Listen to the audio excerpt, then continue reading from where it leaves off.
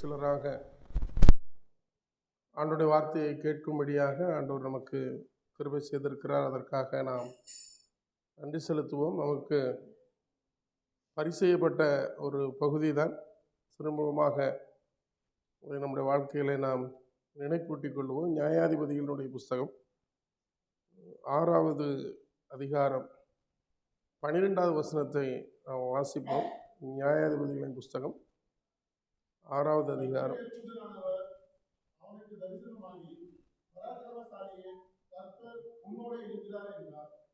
ஜெபம் செய்வோம். எங்களை நேசிக்கிற அன்பின் பரலோகத்தின் பிதாவே, இந்த வேலைக்காக நாங்கள் நமக்கு நன்றி செலுத்துகிறோம். இப்பொழுதும் வாசித்த பகுதியை ஆசீர்வதித்து தாரும். அடியனை மறைத்துக் கொள்ளும்.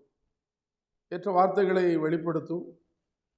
எங்களோடு ஆண்டவர் பேசும்படியாய், இடைபடும்படியாய் நாங்கள் ஜெபிக்கிறோம்.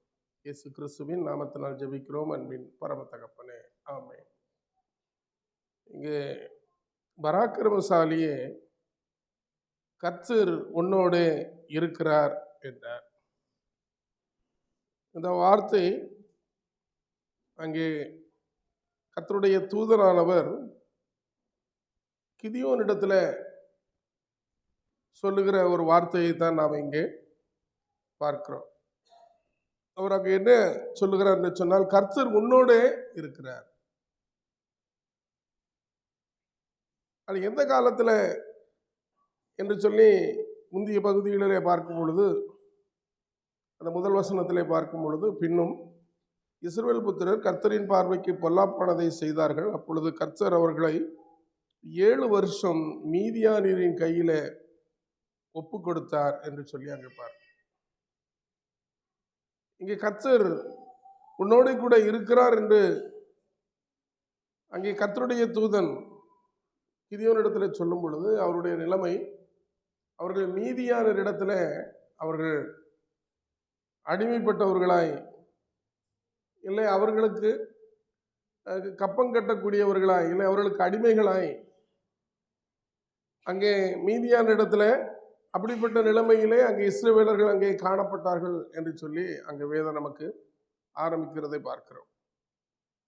இன்னும் அந்த 2வது வசனத்தை வாசிப்போம் என்று சொன்னால், மீதியானியரின் கை இஸ்ரவேலின் மேல் பலத்து கொண்டபடியால் இஸ்ரவேல் புத்திரர் மீதியானியர் நிமித்தம் தங்களுக்கு மலைகளில் உள்ள கெபிகளையும் குகைகளையும் அரணான ஸ்தலங்களையும் அடைக்கலமாக்கி கொண்டார்கள் என்று சொல்லி பார்க்க.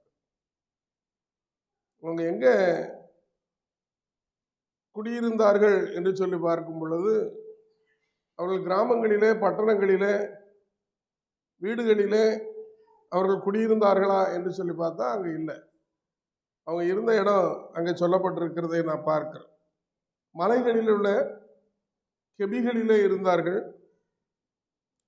குகைகளிலும் அரணான ஸ்தலங்களிலும் நல்ல சுற்றிலும் நல்ல சோறிட்டு, இல்லை ரொம்ப அரணான இருக்கக்கூடிய இடம், இல்லைன்னா கெபி, இல்லை என்று சொன்னால் குகை, இவைகளிலே அவர்கள் காணப்பட்டார்கள் என்று சொல்லிப்பார். ஒரு குறிப்பு விதமாய் ஒரு பகுதியில் வாசித்தேன். அதாவது ஒரு குகை என்று சொல்லும் பொழுது, ஒரு குகையில் கிட்டத்தட்ட 4000 பேர் கூட என்ன செய்யலாமா, இருக்கலாம். அப்படிப்பட்ட குகை இருக்கு அவங்க வாழ்ந்த காலத்தில் அப்படின்னு சொல்லியிருக்காங்க.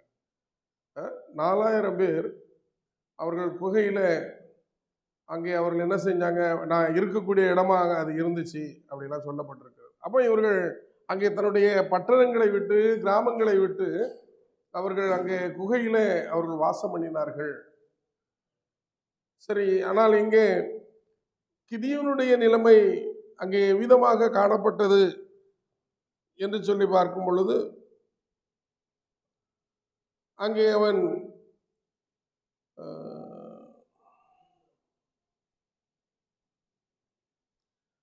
தனக்கு கோதுமையை அவன் என்ன செய்கிறான், அறுவடை செய்யக்கூடியவனாக அவங்க காணப்படுகிறதை பார்க்கிறோம். இப்போ அந்த கோதுமை அறுவடை செய்து அவன் அதை போரடித்து கொண்டிருந்தான் என்று சொல்லி பார்க்கிறோம். அங்கே போர் அடிக்கிறதுக்கு உபயோகப்படுத்தின பொருள் என்ன தெரியுமா?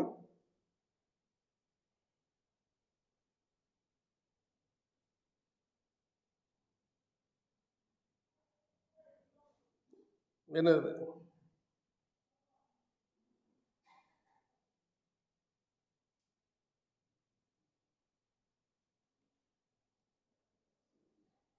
அந்த 11ஆம் வசனம் வாசிப்போம்.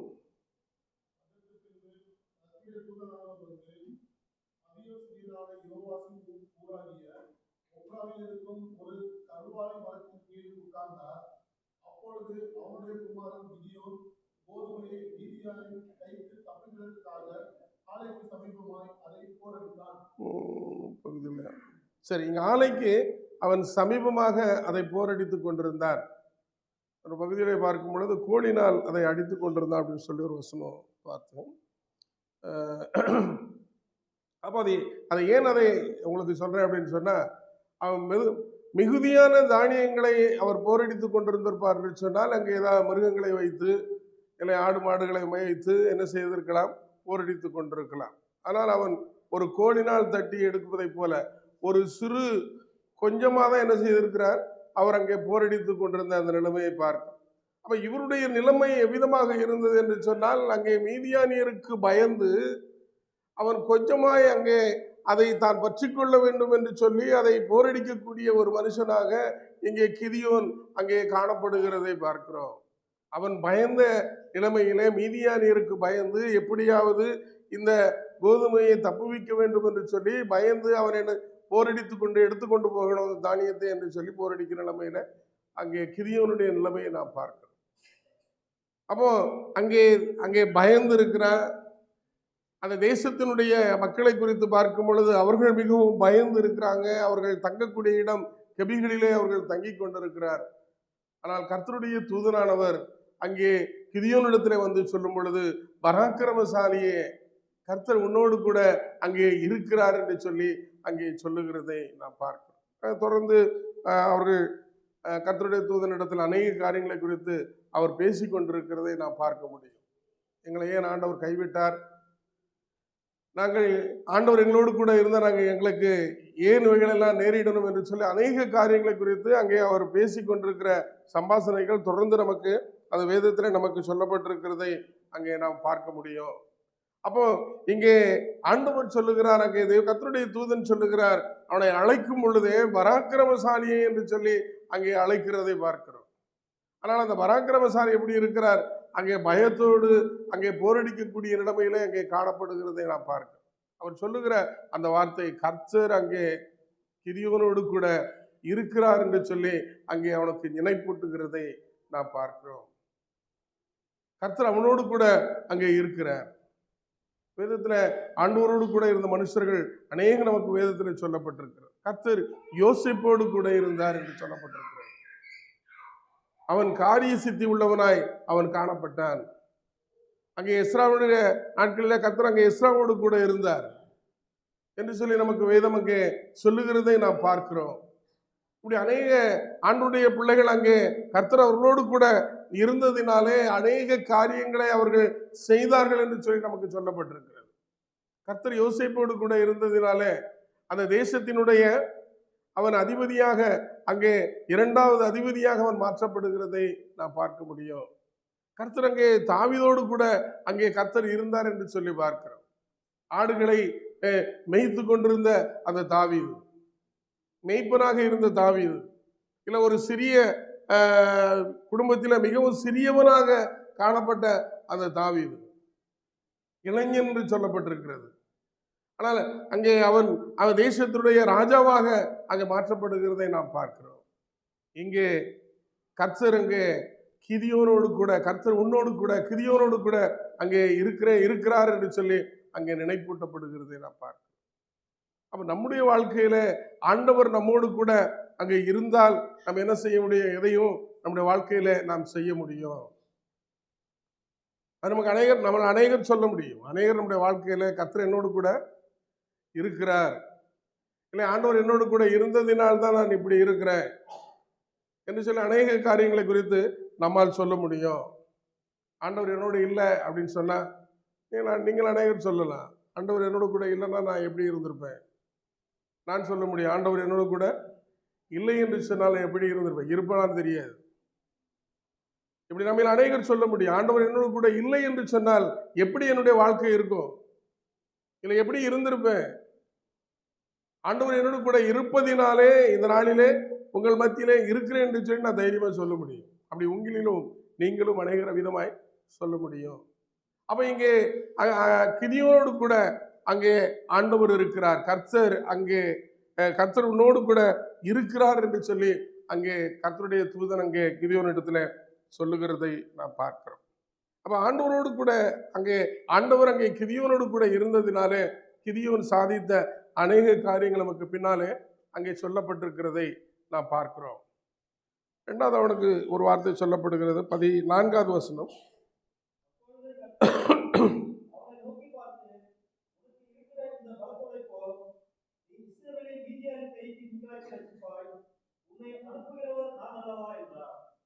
இங்கே அவனுக்கு சொல்லுகிற இரண்டாவது வார்த்தை, உனக்கு இருக்கிற இந்த பலத்தோடு போ. ஆண்டவர் நம்மோடு கூட இருக்கிறார். ஆண்டவர் நமக்கு ஒரு பெரிய ஒரு காரியத்தை நம்மிடத்துல தருகிறார் என்று சொன்னால் அதற்கு என்ன பிரத்யேகமா ஏதாவது பயிற்சி எடுக்கணுமா? இல்லை. அங்கே ஆண்டவர் சொல்லுகிற அந்த நிலைமையை குறித்து பார்க்கும் பொழுது, உனக்கு இருக்கிற இந்த பலத்தோடு போ என்று சொல்லி ஆண்டவர் சொல்லுகிறார். உனக்கு இருக்கிற இந்த பலத்தோடு நாம் போக வேண்டும் என்று சொல்லிதான் ஆண்டவர் சொல்லுகிறதை பார். வேதத்தில் அநேக கர்த்தருடைய பிள்ளைகளை ஆண்டவர் பயன்படுத்தும் பொழுதெல்லாம் அவர்களுக்குன்னு என்ன செய்ய பிரத்யேகமான ஏதாவது பயிற்சி ஆண்டவர் கொடுத்திருக்கிறாரா அப்படின்னு சொல்லி பார்த்தா கிடையாது. பயிற்சி கொடுத்து என்ன செய்யல, அந்த இருக்கிற நிலைமையிலேயே அங்கே ஆண்டவர் அவர்களை கொண்டு வருகிறதை நான் பார்க்க முடியும். சவுலை அங்கே அழைத்தார் ஆண்டவர். ராஜாவாக அழைக்கும் போது அங்க ராஜாவுக்குரிய ஏதாவது அவனுக்கு அங்க பயிற்சி கொடுத்தாரா? இல்லை. அங்கே தாவீதை ஆண்டவர் அழைக்கிறார். ஆண்டவர் அவங்க தாவீதுக்கு ராஜாவுக்கு என்றது பயிற்சி கொடுக்கிறாரா? இல்லை. இப்படி அனைவரை அங்கே சொல்ல முடியும். ஆண்டவர் அங்கே அந்த நிலைமையில் இருக்கிற நிலைமையிலே ஒவ்வொருவரையும் ஆண்டவரால் அங்கே பயன்படுத்த முடியும். அங்கே பேதுருவை ஆண்டவர் அழைக்கிறார். அவருடைய ஊழியத்திற்கு என்று அழைக்கும் பொழுது அவர் மீன் பிடித்து கொண்டிருந்தார். அந்த பேதுருவை கொண்டு அங்கே அங்கே சபையை கட்டுகிறதை பார்க்கிறோம். அவர் ஒரு படிப்பறிவு இல்லாதவர், அவர் செம்படவர் என்று சொல்லப்பட்டிருக்கிறது. அங்கே அவரை கொண்டு அங்கே ஒரு சபையை கட்டுவேன் என்று சொல்லி அங்கே சொல்லப்பட்டிருக்கிறதை நாம் பார்க்கிறோம். அங்கே பேதுரு மூலமாய் அங்கே 3000 பேர் 5000 பேர் ஆண்டவரை ஏற்றுக்கொண்டு வந்தார்கள் என்று சொல்லி நாம் வேதத்திலே பார்க்கிறோம். அப்ப இங்கே கிதியோனுக்கு அங்கே சொல்லப்படுகிற அந்த வார்த்தை, உனக்கு இருக்கிற இந்த பலத்தோடு போ என்று சொல்லி சொல்லுகிறார். எந்த பலமும் அங்கே தேவையில்லை. இந்த மீதியானியரை ரட்சிக்க உன்னால் முடியும். அங்கே மீதியானியரை ரட்சிக்க முடியும், மீட்க முடியும். நீ அவரிடத்திலிருந்து உங்களை மீட்டுக்கொள்ள முடியும். அதற்கு உனக்கு இருக்கிற இந்த பலத்தோடு போய் என்று சொல்லி அங்கே அவரை அனுப்புகிறார். ஆனால் அங்கே இந்த நிலைமையில மனாசே அங்கே கிதியோன் அங்கே என்ன சொல்லுகிறார்? அடுத்த வசனம் வாசிப்போம். 15.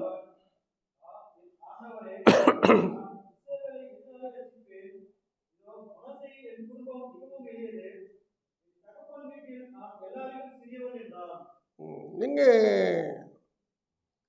அமிதமாய் மீதியானின் கைக்கு நீ நீங்களாக்கி ரட்சிப்பாய், உன்னை அனுப்புகிறவர் நான் அல்லவா என்று சொல்லி சொல்லுகிறார். அப்போ நான் இஸ்ரவேலை எதனாலே ரட்சிப்பேன்? நான் மனாசேயில் என் குடும்பம் மிகவும் எளியது, என் தகப்பன் வீட்டிலே நான் எல்லாரிலும் சிறியவன் என்று சொல்லி அங்கே சொல்லுகிறதை நான் பார்க்கிறேன். மனாசே குடும்பம் அது மிகவும் அது நபர்கள் மிகவும் கொஞ்சமாக உள்ள ஒரு கோத்திரம். எப்ராஹிம் கோத்திரம் பெரிய அது கோத்திரமாக இருக்கிறதை நாம் பார்க்கிறோம். நாம் தொடர்ந்து யோசுவாவின் புஸ்தகத்திலே வரும் பொழுது இந்த பகுதிகளெல்லாம் நமக்கு சொல்லப்படுகிறதை பார்க்க முடியும். அப்போ மனாசேயினுடைய குடும்பம் மிக ஒரு சின்ன குடும்பம். அங்கே அவர் சொல்லுகிறார், என் குடும்பம் மிகவும் எளிய குடும்பம், ரொம்ப எளியவன். அதுவும் சொல்லுகிறார், குடும்பத்தில் மிகவும் நான் சிறியவன். எந்த விதத்தில் நாங்கள் என்ன செய்யலை, நாங்கள் உயர்வானவர்கள் அல்ல, நாங்கள் பெரியவர்களும் அல்ல, எங்கள் குடும்பத்தில் நான் ரொம்ப மூத்தவனும் அல்ல, இல்லை எங்கள் குடும்பம் வசதியான குடும்பமும் அல்ல என்று சொல்லி தன்னுடைய நிலைமையை அங்கு கர்த்தரிடத்தில் கர்த்தருடைய தூதனிடத்தில் அவர் அங்கே சொல்லுகிறதை நாம் பார்க்கிறோம். இன்றைக்கு ஒருவேளை ஆண்டவர் நமக்கு தரிசனமாகி கர்த்தர் உன்னோடு கூட இருக்கிறார், கர்த்தர் உன்னோடு கூட இருக்கிறார் என்று சொல்லி அங்கே நமக்கு ஆண்டவர் நம்மோடு கூட பேசுவார் என்று சொன்னார். உனக்கு இருக்கிற இந்த பலத்தோடு போ என்று சொல்லி நம்மிடத்துல சொல்லுவார் என்று சொன்னால் நம்ம என்ன சொல்லுவோம்? நம்ம என்ன சொல்லுவோம்? என்ன சொல்லுவோம்? யோசிப்பா? நான்லாம் யோசிக்க மாட்டேன். ஆண்டவரே சொல்லியாச்சு, வேற யார் என்ன சொல்றது? அப்படித்தானே? ஆண்டவரே சொல்லியாச்சு, இந்த பலத்தோடு போ, நான் பார்த்துக்கிறேன் ஆண்டவர் சொல்லிட்டாங்க. அதனால நான் என்ன செய்வேன்? ஆண்டவர் கூட இருக்கிறார் அப்படின்னு சொல்லி நான் என்ன செஞ்சிருவேன்? நான் கிளம்பிடுவேன். இன்றைக்கு ஆண்டவர் நம்மோடு கூட பேசுவார் என்று சொன்னால், ஒருவேளை அவனுக்கு தரிசனமாகி சொன்னதை போல இன்றைக்கு இருக்கிற விசுவாசிகளிடத்துல ஆண்டவர் பேசுவார் என்று சொன்னால் எப்படி இருக்கும்? போமாட்டேன் அப்படின்னு சொல்லுவாங்களா? இல்ல மோசைக்கு தரிசனமாகி முள்செடியிலே தரிசனமாகி அங்கே ஆண்டவர் அவனை இஸ்ரவேலை மீட்கும்படியாய் சொல்லும் பொழுது கூட மோசை என்ன சொன்னா தெரியுமா? இன்னைக்கு தரிசனமாகி ஆண்டவர் சொன்னா என்ன முடியாதுன்னு சொல்லுவாங்களா? தெரியல. என்ன யூடியூப்ல அதுல இதெல்லாம் நிறைய பார்க்கும்போது ஆண்டவர் எப்படி எப்படிலாம் பேசினாங்கன்னு நிறைய பேர் சொல்றாங்க. நமக்கு தான் அதை ஜீரணிக்க முடிய மாட்டேன். ஆண்டவர் அவங்க அங்கி பைக்குள்ள இருக்கிற மாதிரியே சில நேரம் பேசுறாங்க. அங்கி பையில கை விட்டு எடுத்தா ஆண்டவர் வெளியே வந்துருவார் அப்படின்னு சொல்ற மாதிரியே என்ன செய்யறாங்க? இன்னைக்கு பேசுகிறதை நாம் பார்க்கிறோம். கர்த்தர் என்னோடு கூட பேசுகிறார், அப்படி பேசிட்டு இருக்கும் போதே பேசுகிறார், சொல்லுகிறார், உணர்த்துகிறார் அப்படின்னு சொல்லிடுறாங்க. எப்படியாவது தெரியல. ஆனால் இங்கே கிதியோனிடத்துல அவனுக்கு தரிசனமாகி கர்த்தர் இன்னும் பராக்கிரமசாலியே, கர்த்தர் உன்னோடு கூட இருக்கிறார் என்று சொல்லுகிறார். உனக்கு இருக்கிற இந்த பலத்தோடு நீ போ, நான் இஸ்ரவேலை உன்னை கொண்டு ரட்சிப்பேன் என்று சொல்லி அங்கே கர்த்தருடைய தூதன் அங்கே கிதியோனிடத்துல பேசுகிறார். ஆனால் அவரோ என்ன செய்கிறார்?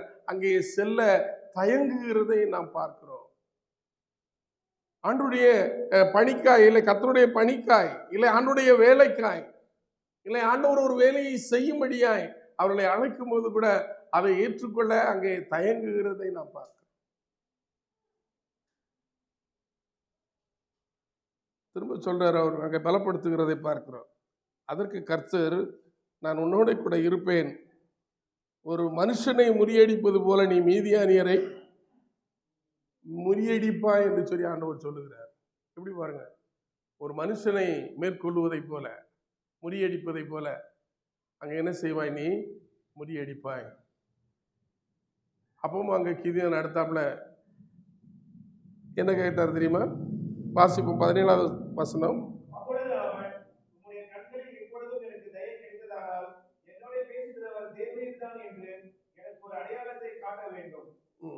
இங்க அவருக்கு அதுக்கப்புறம் இன்னும் சந்தேகம் வந்துருச்சு. என்ன சந்தேகம்? பேசுகிறவர் ஆண்டவர் தானா, தேவரி நீர் தானா என்று என்ன செய்யணும்? ஒரு அடையாளத்தை ஆண்டவர் நான் பார்க்கணும் அப்படின்னு சொல்ற. கர்த்தருடைய பிள்ளைகளிடத்துல இவ்விதமாய் அநேக நேரங்களிலே அங்கே பேசுகிறதை நாம் பார்க்க முடியும். அங்கே ஆபிரகாம் இடத்துல லோத்து அங்கே சோதோமை அழிக்கும் முன்பாக அங்கே ஆபிரகாம் இடத்துல அங்கே பேசுகிறதை நாம் பார்க்கிறோம். அவர்கள் அங்கே நண்பர்களைப் போல அவர்கள் அங்கே பேசிக் கொண்டிருந்தார்கள் என்று சொல்லி பார்க்கிறோம். 50 பேரை 40 பேர் இருந்தால் 30 பேர் இருந்தால் என்று சொல்லி அங்கே ஆபிரகாம் அங்கே கர்த்தரிடத்திலே முறையிடுகிறதை நாம் பார்க்க முடியும். இந்த விதமாய் இங்கே அவருக்கு எனக்கு ஒரு அடையாளம் வேணும், நீ தேவரீர் தானா என்று சொல்லி நான் அறிந்து கொள்ள எனக்கு ஒரு அடையாளம் வேண்டும் என்று சொல்லி அங்கே சொல்லுகிறதை நாம் பார்க்கிறோம். அப்போ அவர் என்ன செய்கிறாரு? ஒரு வெள்ளாட்டுக்குட்டியை என்ன செஞ்சார்? ஒரு புளிப்பில்லாத அப்பங்களாக சுட்டு ஒரு கூடையில் இறைச்சியும் ஒரு ஆணத்தை கிண்ணத்தில் கொண்டு வந்து என்ன செய்கிறார்? ஒரு கர்வாலி மரத்தின் கீழ் இருக்கிற அவரிடத்தில் கொண்டு வந்தான். அப்பொழுது கர்த்தருடைய தூதனார் அவனை நோக்கி, நீ இறைச்சியும் புளிப்பில்லாத அப்பங்களையும் எடுத்து அந்த கற்பாறையின் மேல் வைத்து ஆணத்தை ஊற்று என்றார். அவர் அப்படியே செய்தார். அங்கே 21 வசனம் வாசிப்போம்.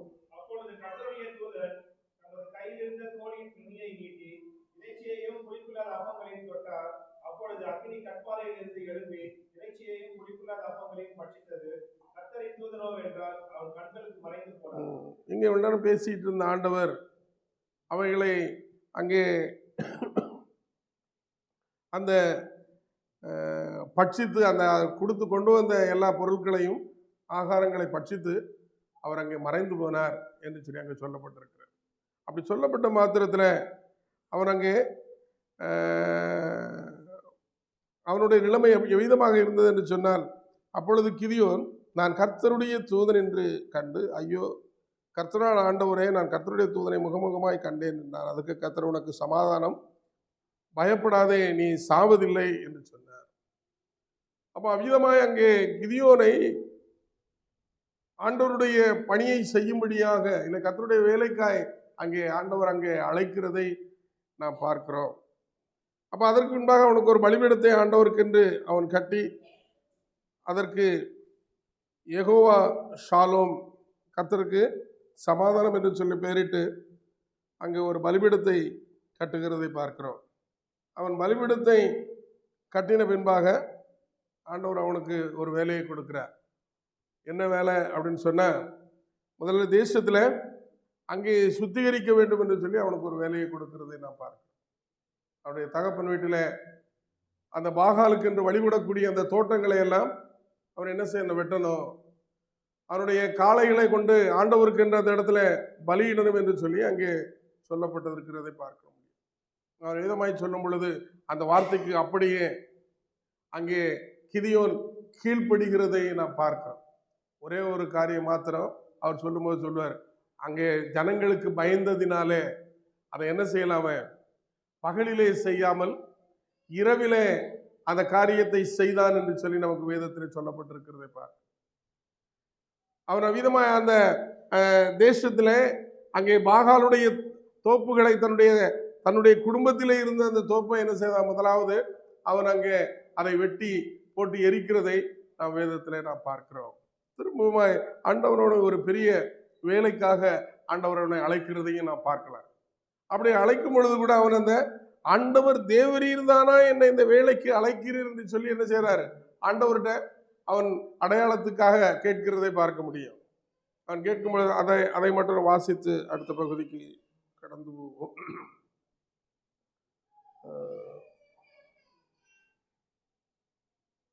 37 வாசிப்போம்.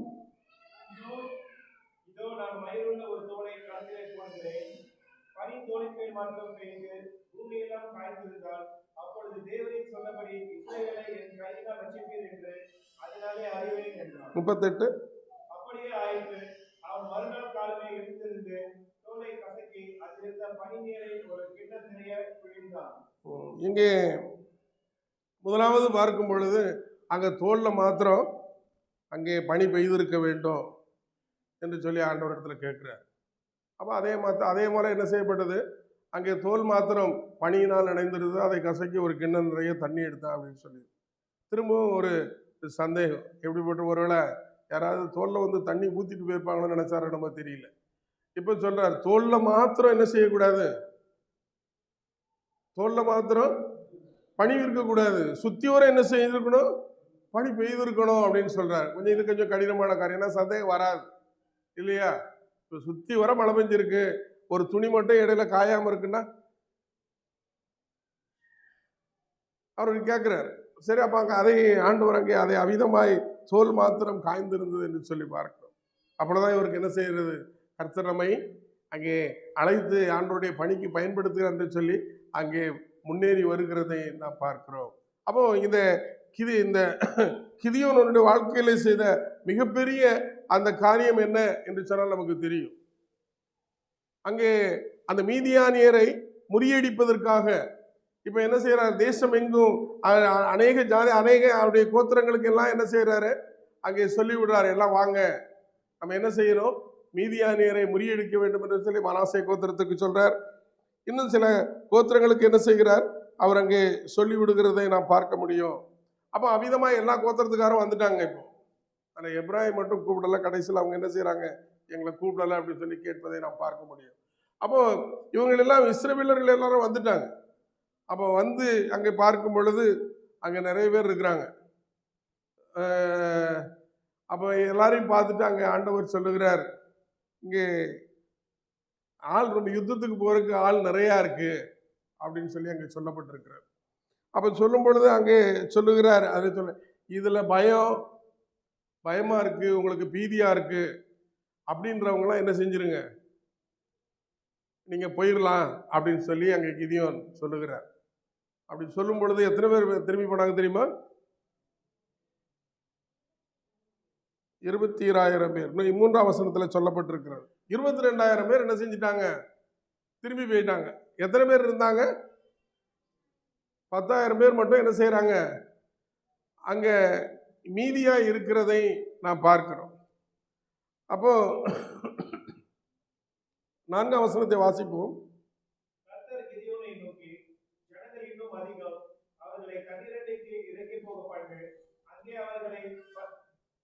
காட்டுவேன், உன்னோட கூட வரலாம் என்று நான் யாரை குறிக்கிறேனோ அவன் உன்னோட கூட வர கடவுள், உன்னோட கூட வரலாகாது என்று நான் யாரை குறிக்கிறேனோ அவன் உன்னோட கூட வராதிருக்க கடவுள் என்றார். இங்க 32,000 பேர் வந்தாங்க, அதுல 22,000 பேர் என்ன செஞ்சிட்டாங்க, திரும்பி போயிட்டாங்க. இப்போ 10,000 பேர் இருக்கிறாங்க. இப்போ 10,000 பேர் இருக்கும்போது ஆண்டவர் என்ன சொல்லுகிறார், இங்கே உன்னோடு கூட இருக்கிறவங்க அதிகம், இன்னும் ஜாஸ்தியா இருக்கிறாங்க. ஏன் ஆண்டவர் அதை சொல்லுகிறார்? ஒருவேளை நாங்கள் அதிகமாக இருந்து நாங்கள் மீதியானரை மேற்கொண்டோம் அப்படின்னு சொல்லி என்ன செய்யக்கூடாது, இவங்க சொல்லிடக்கூடாது. ஏன்னா இவர்களை பற்றி என்ன செய்யும், இஸ்ரவேலரை பற்றி ஆண்டவருக்கு நன்றாய் தெரியும். அப்போ அந்த 10,000 பேரை பழையபடி என்ன செய்யறாரு, அவர்களுக்கு பரிச்சை வைக்கிறாங்க. அப்போ ஒரு நீர்நிலையில கொண்டு விட்டு அவங்க எப்படி தண்ணி குடிக்கிறாங்க அப்படின்னு பார்த்ததுல அதில் 300 பேரை மட்டும் என்ன செய்யறாரு, அங்கே பிரித்து எடுக்கிறதை நான் பார்க்கிறோம். பாருங்க, 32,000 பேர் வந்ததுல 100ல் ஒருத்தரை கூட ஆண்டவர் எடுக்கல, அதுலயும் கம்மி. 100ல் ஒருத்தர் எடுத்திருந்தா கூட எத்தனை பேர் வந்திருக்கணும்,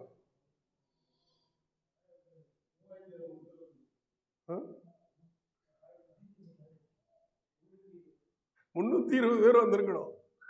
ஆனா எவ்வளவு பேர் வந்தாங்க, 300 பேர் தான் அங்கே வந்திருக்கிறதை நான் பார்க்கிறோம். அப்ப 300 பேரை கொண்டு ஆண்டவர் அந்த மீதியானியரை அங்கே முறியடிக்கிறதை நாம் பார்க்கிறோம். அங்கே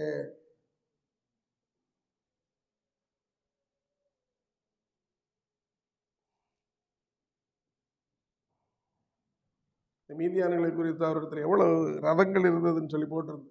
அப்போ இவைகளை எல்லாம் பார்க்கும் பொழுது அவருடைய ரதங்களின் லக்கங்கள் கூட என்ன செய்யாது, இந்த மக்களுடைய தொகை வந்து சேராது. அவருடைய இருப்பு ரதங்களுடைய லக்கங்களுக்கு கூட இவர்களுடைய எண்ணிக்கை வந்து அங்கே சேராது. அப்போ வெறும் 300 பேரை கொண்டு ஆண்டவர் அங்கே அவர்களை மீதியானியரை மேற்கொள்ள முடியும் என்று சொல்லி ஆண்டவர் அங்கே கிதியோனை அழைக்கிறார். அப்போ கிதியோனை இங்கே அழைத்து கொண்டு வரும் பொழுது அங்கே கிதியோனுக்கு இப்ப என்ன செய்யுது, இன்னும் பயமா இருக்கு. ஆண்டவர் அழைத்தார், எல்லாத்தையும் செஞ்சாச்சு, இப்ப மேற்கொள்ள போனோம். அங்கே பார்க்கும் பொழுது இன்னும் அங்கே மீதியானியருடைய மிதியடிப்பதற்குரிய சூழ்நிலையை பார்க்கும் பொழுது கிதியோனுக்கு இன்னும் என்ன செய்யுது, பயம் அங்கே காணப்படுகிறதை அங்கே நான் பார்க்க முடியும். 7வது அதிகாரம் 10வது வசனத்தை வாசிப்போம்.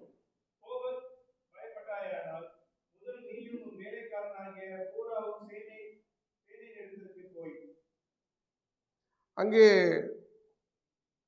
நீ போக பயம் உனக்கு இருக்குது அப்படின்னு சொன்னா உன்னுடைய வேலைக்காரனாகிய பூராவை கூட்டிக்கிட்டு நீ என்ன செய், அந்த மீதியானியருடைய பாளையத்துக்கு நீ போ அப்படின்னு சொல்லுகிறார். அங்கே பாளையத்துக்கு போகும் பொழுது அந்த பாளையத்தில் அங்கே மீதியானியர்களை ஒருத்தன் சொப்பனம் காண்றான். மீதியானியர்களை ஒருத்தன் அங்கே சொப்பனம் காண்கிற எவ்விதமாய் ஒரு வாக்குவதுமை ஒன்று என்ன செய்கிறது, அது உருண்டு வந்து மீதியானவருடைய கூடாரத்தின் மேல என்ன செஞ்சுச்சான், அது பட்டுச்சு. அதுல கூடாரம் என்ன செஞ்சிருச்சு, விழுந்து போச்சு. பாருங்க எப்படிப்பட்ட சொப்பனம் பாருங்க. ஒரு வார்கோதுமை அப்பம், ஒரு வார்கோதுமை அப்பம் அது வந்து ஒரு கூடாரத்து மேல மோதி கூடாரம் என்ன செஞ்சுது, அங்கே விழுந்து போச்சு. அப்ப இதை போய் சொல்றாரு, இன்னொருத்தர்கிட்ட சொல்றான். அங்க இன்னொருத்தன் அதை சொல்லும் பொழுது அப்ப நம்ம என்ன செஞ்சிட்டார் ஆண்டவர், அவர்கள் கையில நம்மளை ஒப்பு கொடுத்துட்டார் என்று சொல்லி அங்கே மீதியானியர்களை சொல்லும் பொழுது வார்த்தையை இங்கே கிதியோன் கேட்கிறதை நாம் பார்க்கிறோம். அங்கே இன்னும் கிதியோனுடைய வாழ்க்கையில பார்க்கும் பொழுது அங்கே 300 பேர் வைத்து கொண்டிருந்த ஆயுதம் என்ன ஆயுதங்க வச்சிருந்தாங்க? ஒரு பானை, ஒரு எக்காலம், ஒரு தீவெட்டி. இவைகளை வைத்துக்கொண்டு ஆண்டவர் அந்த மீதியானியரை அவர்கள் முறியடிக்கிறதை நாம் பார்க்க முடியும். இவர்கள் நின்ற நிலையிலேயே நின்றார்கள். அங்கே என்ன செய்யப்பட்டது? அங்கே மீதியானியர்கள் ஒருவருக்கு ஒருவர் அங்கே அவர்கள் கைகளத்தார்கள் என்று சொல்லி அங்கே பட்டயத்தை எடுத்தார்கள் என்று சொல்லப்பட்டிருக்கிறது. அவர்கள் ஓடி போனார்கள் என்று சொல்லி நமக்கு வேதத்தில் நமக்கு சொல்லப்பட்டிருக்கிறதை நாம் பார்க்கிறோம். அப்போ கர்த்தர் நம்மோடு கூட இருப்பார் என்று சொன்னால், ஆண்டவர் நம்மோடு கூட இருப்பார் என்று சொன்னால், நமக்கு இருக்கிற அந்த பலத்தோடு நாம் தேவனுடைய பணியிலே நாம் காணப்படும் பொழுது நம்மை கொண்டு ஆண்டவரால் என்ன செய்ய முடியும்? மிகப்பெரிய காரியங்களை நமக்கு அங்கே செய்ய முடியும். இதுக்கு கிதியோன் மாத்திரமல்ல, இது கிதியோன் மாத்திரமல்ல, வேதத்திலே நமக்கு அநேகருடைய சம்பவங்கள், அநேகருடைய வாழ்க்கைகள் நமக்கு இதையே நமக்கு நினைப்பூட்டுகிறதை நாம் பார்க்க முடியும். இஸ்ரவேலர்களை மோசேயை கொண்டு ஆண்டவர் நடத்தினார் என்று சொன்னால், அவர்கள் அங்கே செங்கடலை பிளந்து நடத்தினார் என்று சொல்லி பார்க்கிறோம். வழியிலே அவர்களுக்கு எல்லா நிலைமையிலும் அவர்களுக்கு வெற்றியை அவர்களுக்கு கொடுப்பதை நாம் பார்க்க முடியும். அவர்கள் யோர்தானை அங்கே வெட்டாந்தரையாய் கடந்து போனார்கள் என்று சொல்லி நாம் பார்க்கிறோம். அப்ப ஆண்டவரால் அங்கே செய்ய முடியும். அப்ப கர்த்தர் நம்மோடு கூட இருக்கிறார் என்று சொல்லி நாம் சொல்ல தைரியமா நாம் சொல்ல முடியும். கர்த்தர் என்னோடு கூட இருக்கிறார், நமக்கு அந்த நம்பிக்கை இருக்கு. அப்ப ஆண்டவர் நம்மை கொண்டும் எல்லா காரியங்களையும் பயன்படுத்த முடியும். நமக்கு இருக்கிற பலத்தோடு, நம்ம இருக்குன்னு தனியா என்ன செய்ய வேண்டிய பிரத்யேகமா எதையும் நம்ம தயாராகணும் அப்படின்னு, நம்ம இருக்கிற பலத்தோடு நம் தேவனுடைய காரியங்களிலே நாம் போவோம் என்று சொன்னால் ஆண்டவர் நம்மை கொண்டு என்ன செய்ய முடியும்? இதைவிட பெரிய காரியங்களையும் ஆண்டவர் நம்மை கொண்டு செய்ய முடியும்.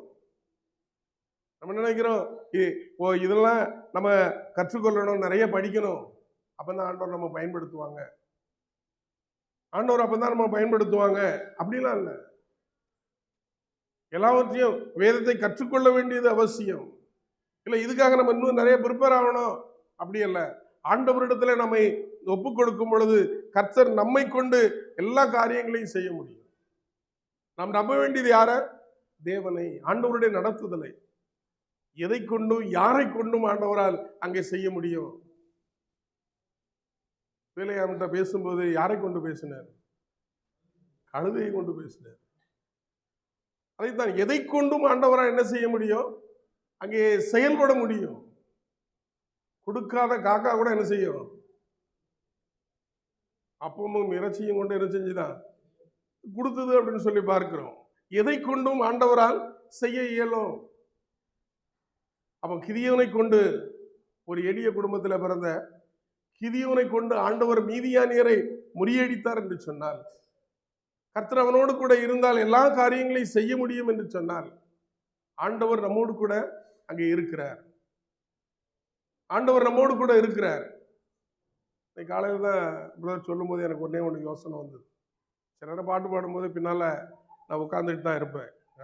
பிரதரே சொல்லலை, நானே உட்காந்துட்டு தான் இருப்பேன். சரி, கொஞ்சம் அங்கேருந்து வந்து மூச்சு வாங்கிட்டு இருக்கல, கொஞ்ச நேரம் அப்படி உட்காந்துட்டு இருப்போம், உட்காந்து பாட்டு படிப்போம் அப்படின்ட்டு. அவங்க சொல்லும்பொழுது ஒரு வார்த்தை சொன்னாங்க, ஆண்டவர் நம்மோடு கூட இருக்கிறார். அப்போ ஆண்டவர் இந்த இடத்துல இருந்தால் நம்ம எழுதி நிற்காம இருப்போமா?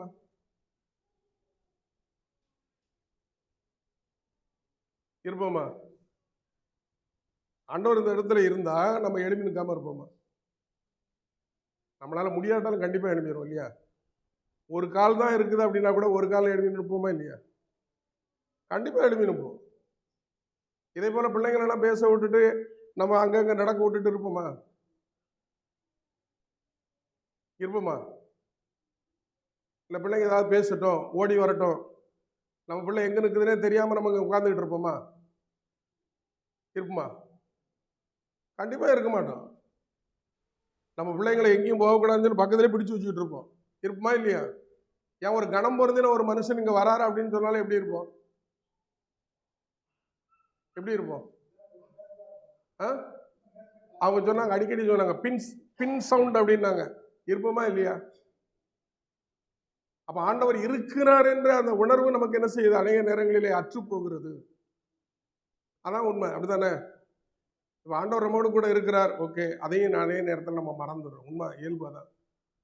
அப்போ ஆண்டவர் இந்த இடத்துல பிரசன்னமாக இருக்கிறார் என்று சொல்லி அந்த உணர்வு நமக்கு இருக்கும் அப்படின்னு சொன்னால் நம்ம என்ன செய்ய மாட்டோம்? கண்டிப்பாக ஒரு பாட்டு பாடுங்க எழுப்புனா கண்டிப்பாக எழுப்பிடுவோம் இல்லையா? பிள்ளைங்க ஓடக்கூடாமல் பார்த்துக்கிடணும் அப்படின்னு சொன்னால் கண்டிப்பாக என்ன செஞ்சிருவோம்? பார்ப்போமா இல்லையா? பிடிச்சு வச்சுக்கிடுமா இல்லையா? என்ன பதில் சொல்ல மாட்டேன், ஓட விட்டுருவீங்களோ?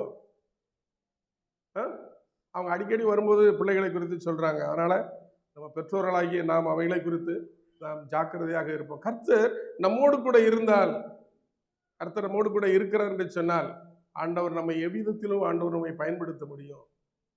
நம்முடைய நிலைமை ஆண்டவருக்கு கீழ்ப்படிய வேண்டும். ஆண்டவர் நம்மை கொண்டு பெரிய காரியங்களை செய்ய முடியும். ஆண்டவர் அதைத்தான் நமக்கு கிதியோன் மூலமாக நமக்கு ஆண்டவர் உணர்த்துகிறதை நாம் பார்க்கிறோம். கர்த்தர் தாம் இந்த வார்த்தைகளை ஆசீர்வதிப்பாராக.